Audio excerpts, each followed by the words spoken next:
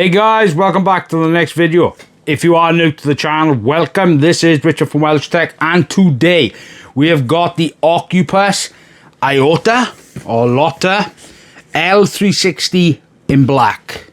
Okay, so this is the Ocypus L36 in black. Let's have a look. Let's open it up. Let's have a look what comes in the box. Right, so open it up. Now, all you're greeted with is foam. Okay, so just foam.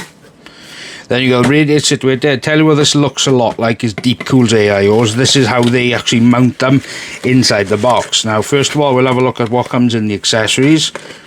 So, okay, it's quite a lot actually. Ooh, I like the blacked out cabling. That's actually nice, it is. So you've got all the standoffs, the thermal paste, you've got everything included, the LGA backplate as well, the braided cable, which is nice as well. This is just a liquid cooler series, and it'll just tell you on how to install it and stuff for like LGA as well as AMD. So let's have a look at the AIO. Right, so as you can see by there, yeah, you're not mistaken, these PWM connectors do come out the side, which is quite nice. I like that. Should be easy for when it comes to like cable management. Now, the pump does have a USB 2, but there, it's only a 3-pin, and it's an ARGB. Now, 3 pins, they shouldn't be in 2025. I'm sorry, but they should not exist. So the overall look looks nice. Now, obviously, it's got a little screen on here that will just show the temperature of the CPU. Big copper block. It's not bad. The mounting looks very similar to what, well, basic AIOs look like. Now, let's have a look at some of the specs. Okay, so when it comes to the overall socket to support, it is LJ 1150, 1200, 1700, 1851, AM4 and AM5. As for like the tube, it's 400 millimeters. It's 12.5 millimeters. 3 fans. The dimensions are of the radiator is 397 by 120 by 27. So the speed of the pump and the dimensions of the pump. So the dimensions of the pump as well as the speed. Now the dimensions of the pump are 70 by 70 by 65 millimeters. The pump speed is 3100 with a noise rating of 27 decibels, a 3-pin, which is unfortunate.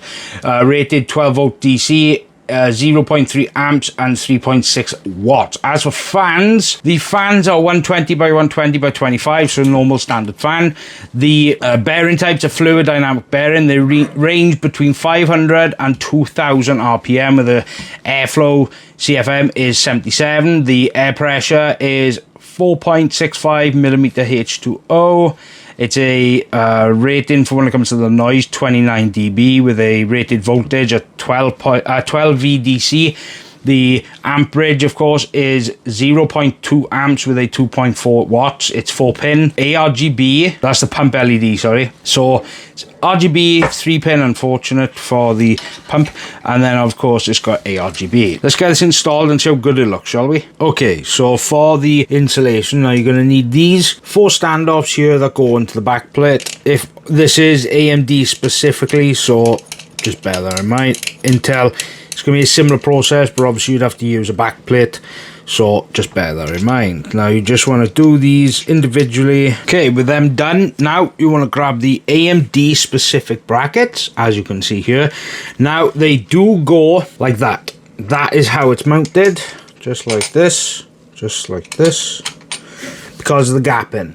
Okay, and then what you want to do is grab these nuts by here. These are to thread down, and these are to keep the bracket in place. So you want to just do finger tight, and then we'll get on to the next process. With that done, now comes the thermal paste. Now this is the Polymer Therm X10. This is the thermal paste I use specifically for AIO and CPU cooler testing, unless of course the cooler comes with pre-applied thermal paste on the underneath the base plate. But here we go, just install it here. Obviously application is going to be different for absolutely everyone. Then what you want to do is grab this by here like this. What you want to do is grab it just like that, place it down one side, place it down the other side.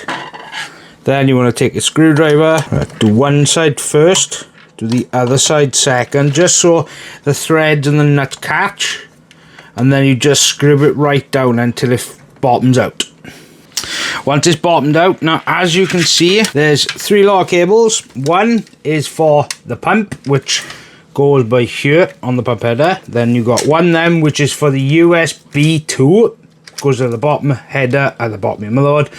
And then we got ARGB. So what I'm going to do first of all is show you the headers for individual connectors. Okay, so what I'm showing you here now are the headers for the USB cable. This will be for to actually use the readout for the thermals. So the connector is this one by here. That's the USB 2 header connector there.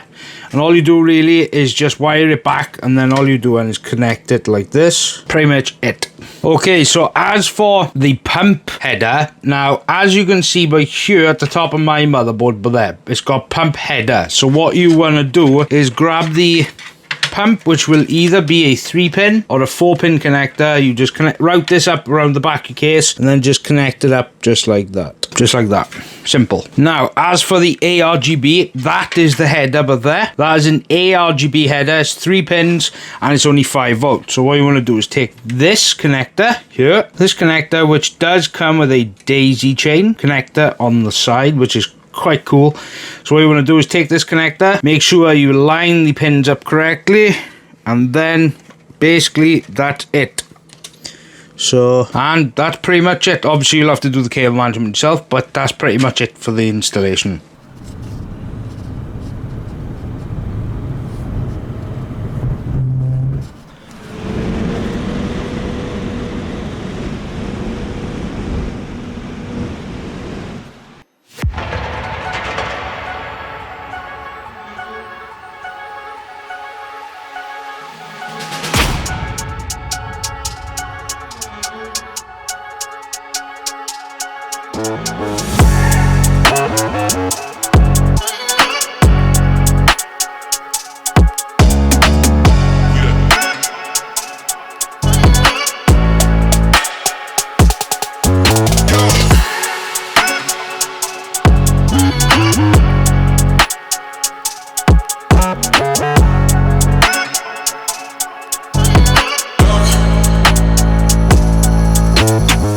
Okay then, so when it comes to the test system I use, it is the same one I've used pretty much in every video so far.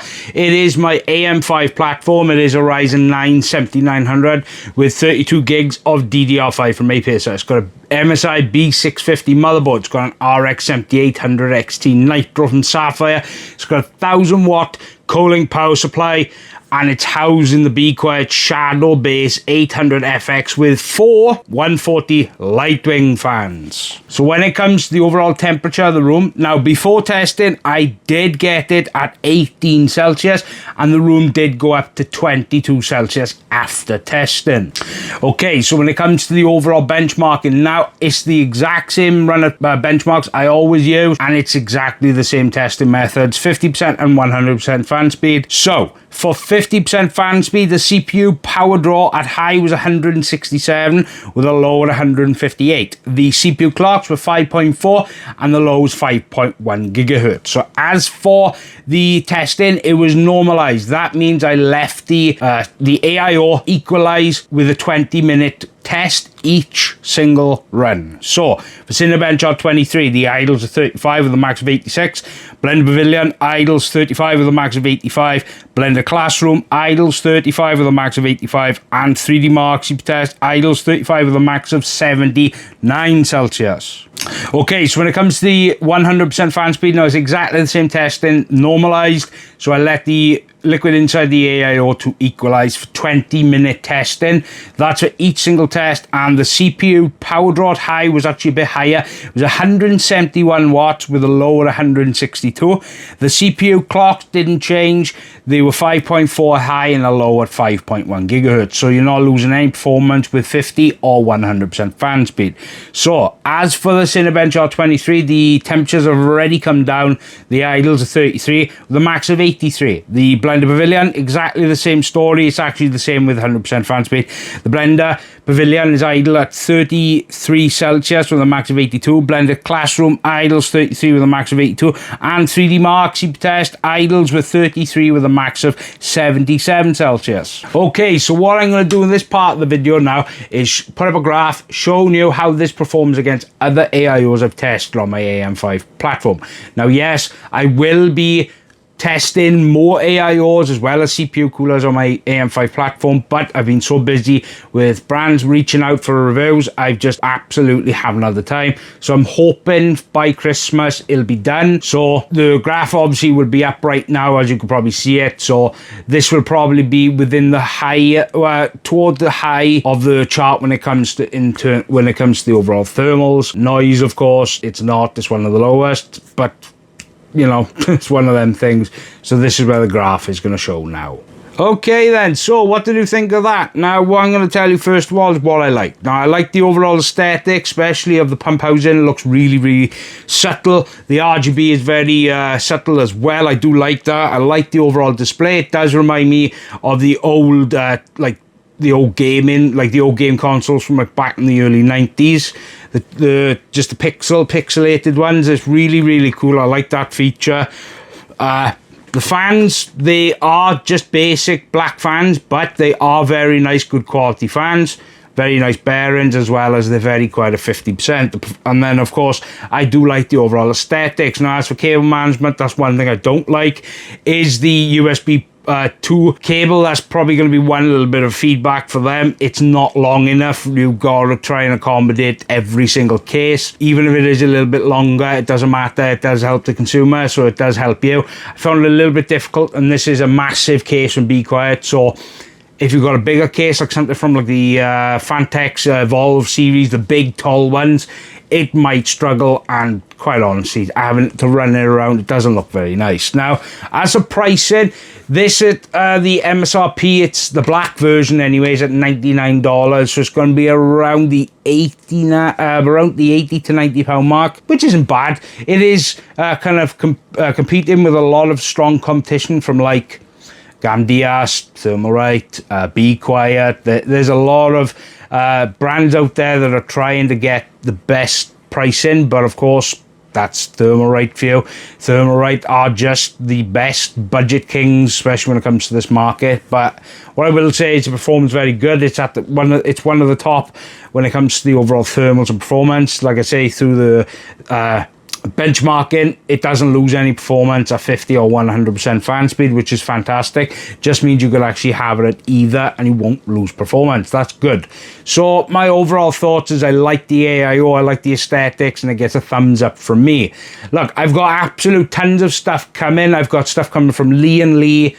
I've got an Arctic cooler here. I've got another case from DeepCool. I've got an AIO coming from DeepCool. I've still got the Z890 motherboard for ASRock to review. So I've got loads of stuff coming. So make sure you subscribe for that. And as always, I hope you guys have a fantastic weekend and week ahead of you. This is Richard for WELSHYTECH. Goodbye.